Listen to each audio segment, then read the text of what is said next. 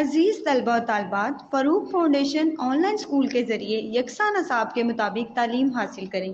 اگر ہماری ویڈیوز پسند آئیں تو چینل کو سبسکرائب کریں اور دوستوں کے ساتھ شیئر کریں اور بیل آئیکن کو لازمی دبائیں تاکہ آئندہ آنے والی تعلیمی ویڈیوز آپ حاصل کر سکیں۔ السلام علیکم بچوں، کیسے ہیں آپ؟ امید ہے کہ آپ سب اپنے گھروں میں خیر و عافیت کے ساتھ ہوں گے۔ بچوں، فاروق فاؤنڈیشن آن لائن اسکول سے آپ مکمل تعلیم حاصل کر کے بورڈ کا امتحان برائے جماعت نہم اور دہم بہتر طور پر پاس کر سکتے ہیں۔ آپ اپنی عمر اور تعلیم کے مطابق مزید تعلیم حاصل کر سکتے ہیں۔ والدین سے فون یا کمپیوٹر پر ہماری ویڈیوز کے ذریعے تعلیم حاصل کرنے کی درخواست کریں۔ روزانہ 1 سے 2 گھنٹے آن لائن پڑھائی کریں اور جب آپ اسکول جائیں گے تو آپ کو مزید کسی مدد کی ضرورت نہیں ہوگی۔ اس طرح پڑھائی کر کے آپ اپنا وقت اور والدین کے اخراجات میں بچت کر سکتے ہیں۔ آن لائن اسکول کی کوئی فیس نہیں ہے۔ آپ زوم پر بھی کلاسز کا فائدہ اٹھا سکتے ہیں۔ ہر مضمون کی مکمل تعلیمی ویڈیو موجود ہے۔ بچوں، امید ہے کہ آپ سب اس سے فائدہ اٹھائیں گے۔ اعوذ باللہ من الشیطان الرجیم، بسم اللہ الرحمن الرحیم۔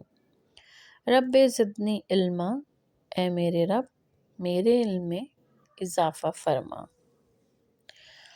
السلام علیکم بچوں، امید ہے کہ آپ سب اپنے گھروں میں خیر و عافیت کے ساتھ ہوں گے۔ بچوں، آج ہم اپنی 5ویں جماعت کی اسلامیات کی کتاب کا سبق نمبر 10 مسجد نبوی کی تعمیر پڑھیں گے اور سمجھیں گے۔ بچوں، جب ہمارے پیارے نبی حضرت محمد صلی اللہ علیہ وآلہ وسلم اور صحابہ کرام رضی اللہ تعالیٰ عنہ قریش کے مظالم سے تنگ آ گئے تو اللہ تعالیٰ کے حکم کے مطابق آپ صلی اللہ علیہ وآلہ وسلم نے بھی اپنے اصحاب کے بعد مکہ سے مدینہ کی طرف ہجرت فرمائی۔ آپ صلی اللہ علیہ وآلہ وسلم سے پہلے بہت سے مسلمان مدینہ ہجرت کر چکے تھے۔ مدینہ کے مسلمانوں نے مکہ سے آنے والوں کو خوش آمدید کہا تھا اور انہیں مدینے میں بسایا تھا۔ جب نبی کریم حضرت محمد صلی اللہ علیہ وآلہ وسلم حضرت ابو بکر صدیق رضی اللہ تعالیٰ عنہ کے ساتھ مدینہ پہنچے تو ہر انصاری کی خواہش تھی کہ آپ صلی اللہ علیہ وآلہ وسلم اس کے گھر ٹھہریں، لیکن نبی کریم حضرت محمد صلی اللہ علیہ وآلہ وسلم نے فرمایا کہ اونٹنی جس جگہ جا کر بیٹھے گی اسی جگہ میرا قیام ہوگا۔ اونٹنی حضرت ابو ایوب انصاری کے گھر کے سامنے جا کر بیٹھ گئی اور نبی کریم صلی اللہ علیہ وآلہ وسلم نے حضرت ابو ایوب انصاری رضی اللہ تعالیٰ عنہ کے گھر میں قیام کیا۔ آپ صلی اللہ علیہ وآلہ وسلم نے اس وقت تک ان کے گھر میں قیام کیا جب تک مسجد نبوی کے احاطے آپ صلی اللہ علیہ وآلہ وسلم اور آپ صلی اللہ علیہ وآلہ وسلم کے اہل خانہ کے لیے حجرے یعنی کمرے تعمیر نہ کر لیے گئے۔ نبی کریم صلی اللہ علیہ وآلہ وسلم جب مدینہ پہنچنے کے بعد آپ صلی اللہ علیہ وآلہ وسلم نے مسجد کی تعمیر کا حکم دیا۔ آپ صلی اللہ علیہ وآلہ وسلم نے مسجد کے لیے وہ جگہ منتخب کی جہاں اونٹنی بیٹھی تھی، تو یہ زمین 2 یتیم بچوں سہل اور سہیل رضی اللہ تعالیٰ عنہ کی تھی اور انہوں نے یہ زمین آپ صلی اللہ علیہ وآلہ وسلم کی خدمت میں بلا معاوضہ یعنی بغیر پیسے لیے پیش کرنا چاہی، لیکن آپ صلی اللہ علیہ وآلہ وسلم نے ان بچوں کی جگہ بلا معاوضہ لینے سے انکار کر دیا اور اس زمین کا معاوضہ ادا کرنے کے بعد ان بچوں سے اس زمین کو خرید لیا اور مسجد کی تعمیر شروع ہوئی۔ بچوں، مسجد کی تعمیر کا کام شروع ہوا تو آپ صلی اللہ علیہ وآلہ وسلم نے پہلا پتھر اپنے دستے مبارک سے نصب کیا اور صحابہ کرام رضی اللہ تعالیٰ عنہ کے ساتھ مل کر آپ صلی اللہ علیہ وسلم بھی اینٹ اور پتھر اٹھاتے رہے۔ مسجد کی عمارت نہایت سادہ انداز میں بنائی گئی تھی۔ دیواریں کچی اینٹوں اور گارے سے بنائی گئیں۔ ستون اور شہتیر کھجور کے تنوں سے بنائے گئے۔ چھت پر کھجور کی شاخیں، پتے اور گھاس ڈالا گیا۔ ابتدا میں مسجد کا فرش کچا تھا۔ بارش کی وجہ سے نمازیوں کو تکلیف ہوتی تھی تو بعد میں زمین پر ریت اور چھوٹی چھوٹی کنکریاں بچھا دی گئیں۔ مسجد میں 3 دروازے لگائے گئے تھے۔ مسجد کی لمبائی قبلے کی دیوار سے پچھلی دیوار تک 100 ہاتھ یعنی 150 فٹ تھی۔ چوڑائی بھی اتنی یا اس سے کچھ کم تھی۔ مسجد کی بنیاد 3 ہاتھ 4.5 فٹ کے قریب گہری تھی۔ بعد میں جو مسجد میں مسلمانوں کی کثرت ہوتی گئی تو مسجد میں توسیع کا کام ہوتا گیا۔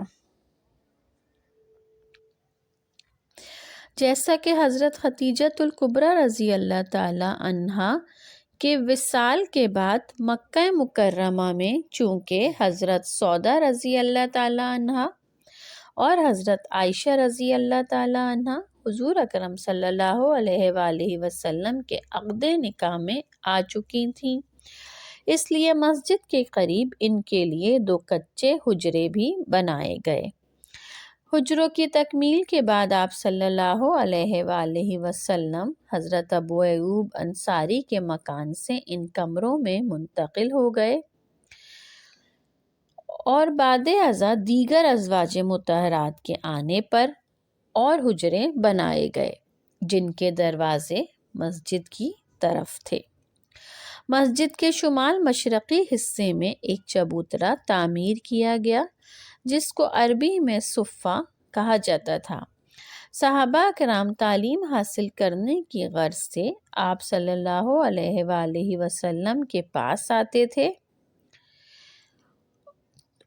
اور ان کو رہنے کے لیے مکان نہیں تھے تو وہ یہیں پر قیام کیا کرتے تھے، تو انہیں اصحاب صفہ کہا جاتا تھا جن کی تعداد گھٹتی اور بڑھتی رہتی تھی۔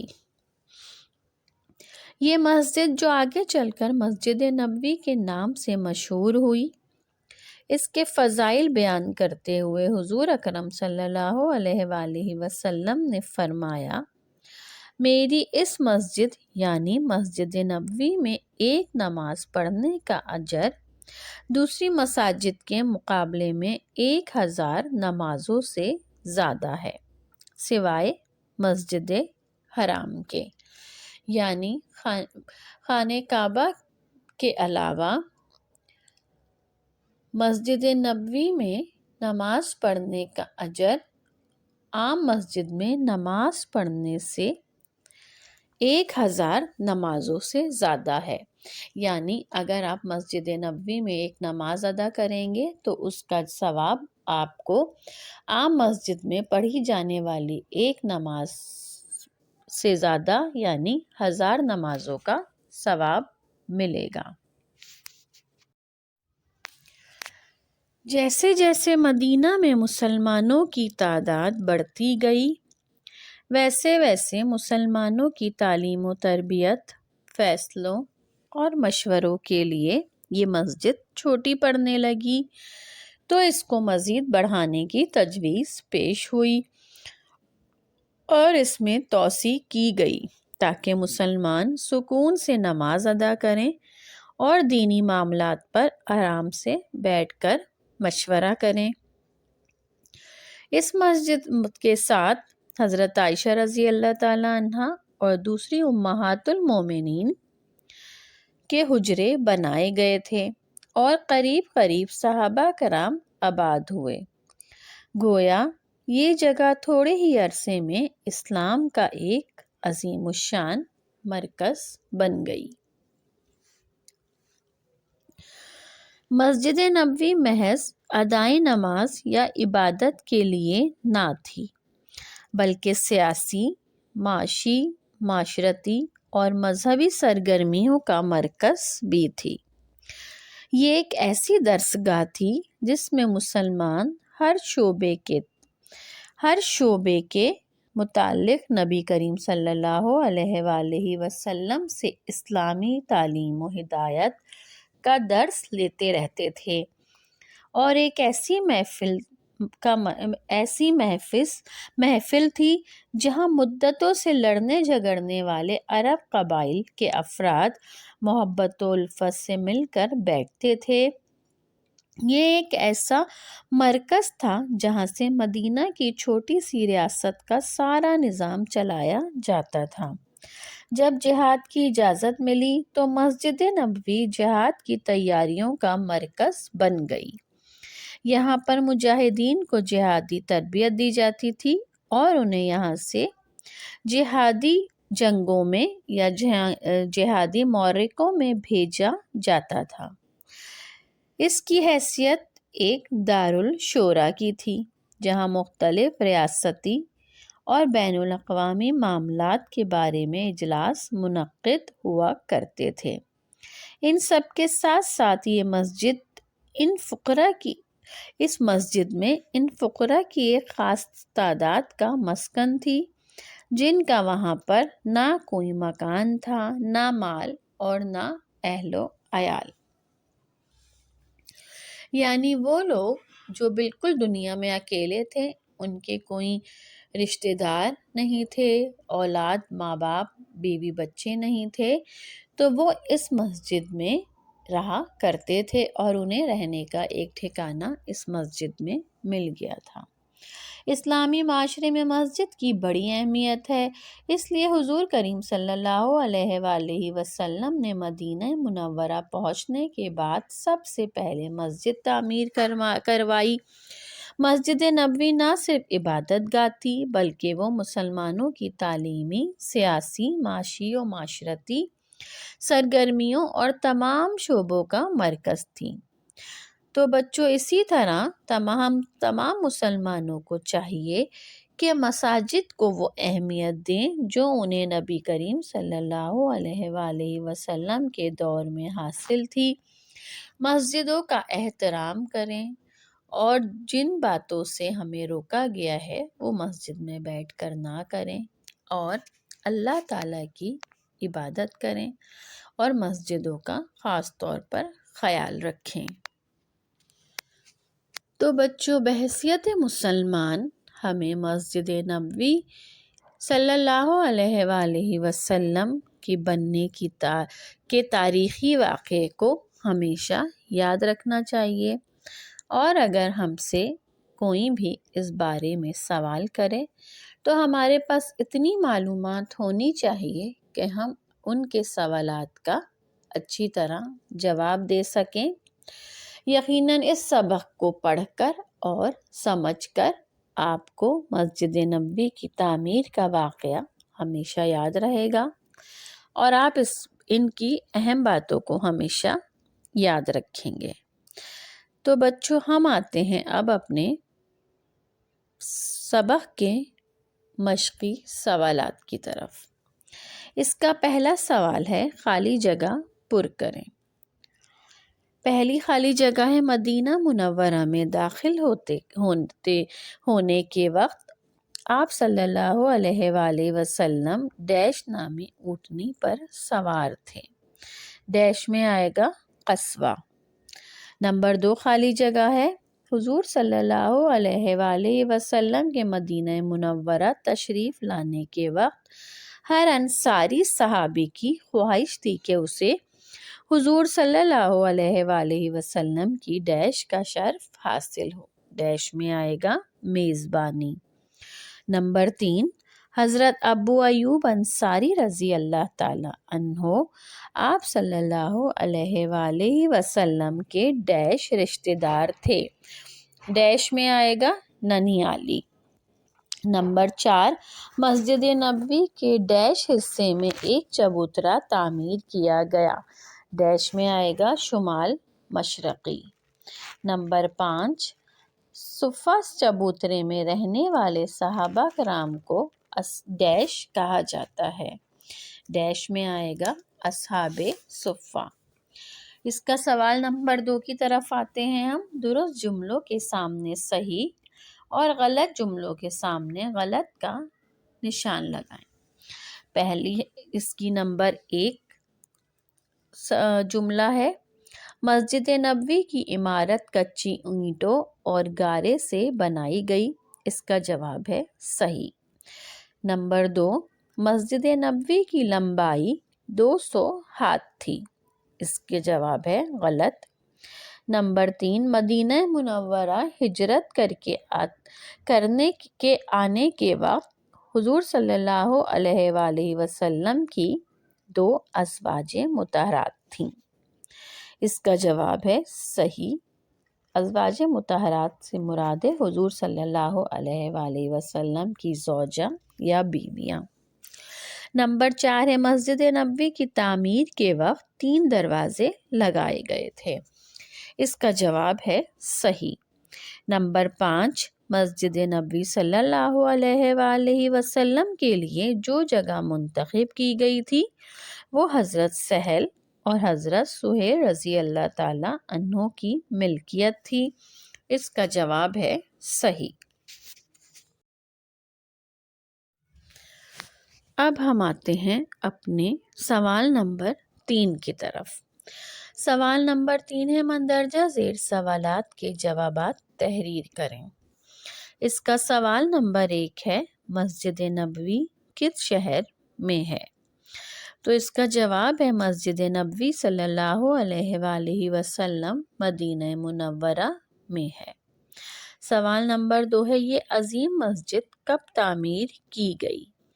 اس کا جواب ہے ہمارے پیارے نبی کریم صلی اللہ علیہ وآلہ وسلم اور صحابہ کرام رضی اللہ تعالی عنہ نے جب مکہ سے مدینہ ہجرت فرمائی تو یہ مسجد تعمیر کی گئی. سوال نمبر 3 ہے مدینہ پہنچ کر حضور صلی اللہ علیہ وآلہ وسلم نے کس کے گھر قیام کیا تھا؟ تو اس کا جواب ہے مدینہ پہنچ کر حضور صلی اللہ علیہ وآلہ وسلم نے حضرت ابو ایوب انصاری رضی اللہ تعالی عنہ کے گھر قیام کیا تھا. سوال نمبر 4 ہے صفہ اور اصحاب صفہ سے کیا مراد ہے؟ تو اس کا جواب ہے مسجد نبوی کے شمال مشرقی حصے میں ایک چبوترا تعمیر کیا گیا جس کو عربی میں صفہ کہا جاتا تھا اور وہ صحابہ رضی اللہ تعالی عنہ جو حضور صلی اللہ علیہ وآلہ وسلم کے پاس تعلیم حاصل کرنے کی غرض سے آتے تھے ان کے پاس رہنے کے لیے مکان نہیں تھے اور وہ یہاں پر قیام کرتے تھے یعنی ٹھہرا کرتے تھے رکا کرتے تھے تو انہیں اصحاب صفہ کہا جاتا ہے. تو بچوں یہاں پر ہوتا ہے ہمارے 10ویں سبق کا مشقی سوالات کا اختتام. امید ہے بچوں آپ کو یہ سبق بہت اچھی طرح سے سمجھ آیا ہوگا اور اس کے ساتھ اس کے مشقی سوالات بھی آپ لوگوں کو سمجھ آ گئے ہوں گے. یقیناً آپ اس سبق کی اہم باتوں کو ہمیشہ یاد رکھیں گے اور مشقی سوالات کو سمجھنے کی اور یاد کرنے کی کوشش کریں گے اور امتحانوں میں یا اپنے اسکول میں داخلے کے وقت ان سبق سے اور ان کے مشقی سوالات سے فائدہ اٹھاتے ہوئے اسکولوں میں داخلہ حاصل کر سکیں گے. انشاءاللہ اپنے 11ویں سبق کے لیکچر کے ساتھ آپ کے سامنے بہت جلد حاضر ہوں گی. جب تک اپنا بہت خیال رکھیے گا. اللہ حافظ۔